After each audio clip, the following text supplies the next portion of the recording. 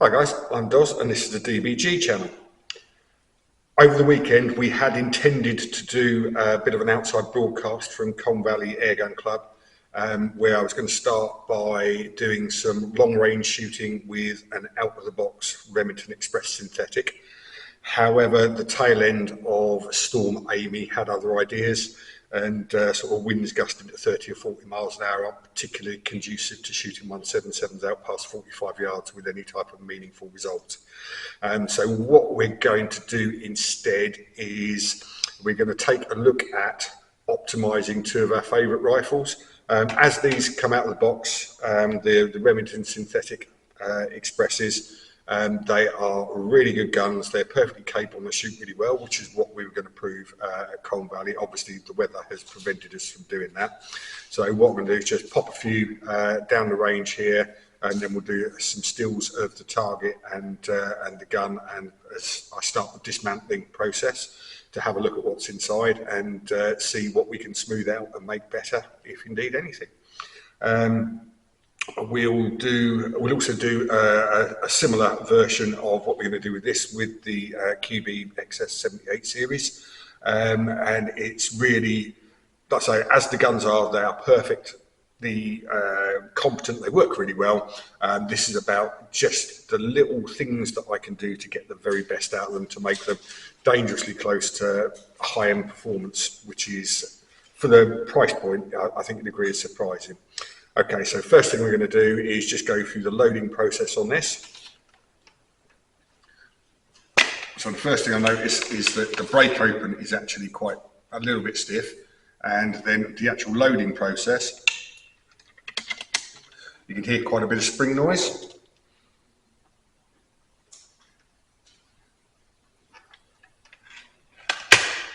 Actual closing and lock-up is very smooth and quiet.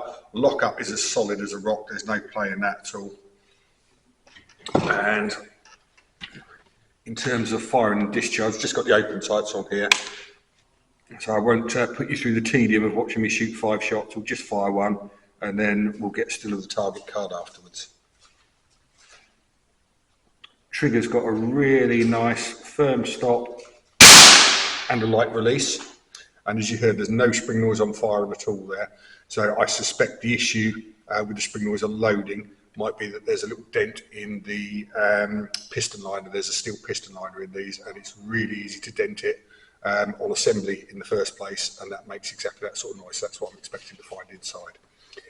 Anyway, I'll see you with the conclusion once we've taken it apart and done all the stills.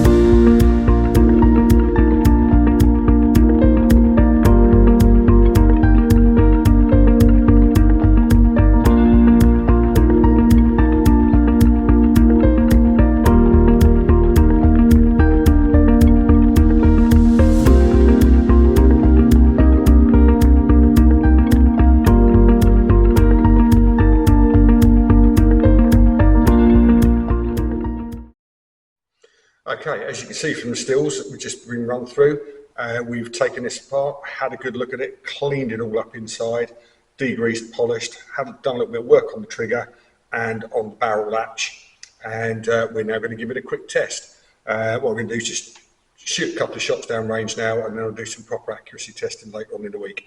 I had popped it over the chrono, and it's making 0.2 foot-pound more energy than it was before I took it apart, simply because stuff inside's working a little bit easier because it's all correctly lubricated. First thing, barrel brake open. It's now much easier. Did a little bit of work on the detent there. Pop pellet in. As you can hear, the cocking stroke is now much smoother. Almost all that grating's gone.